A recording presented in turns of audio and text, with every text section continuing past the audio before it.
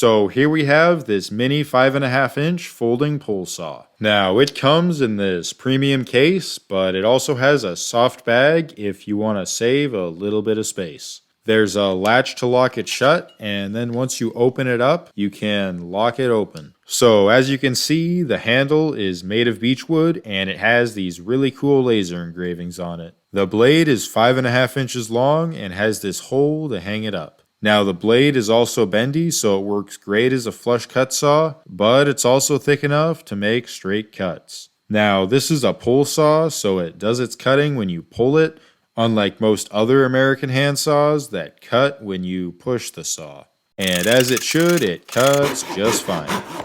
Now this is a pretty handy tool around the shop, and it's great for making cuts on smaller pieces. So if you're looking for a compact flush saw or need a gift for someone, then this is a great choice at a pretty fair price.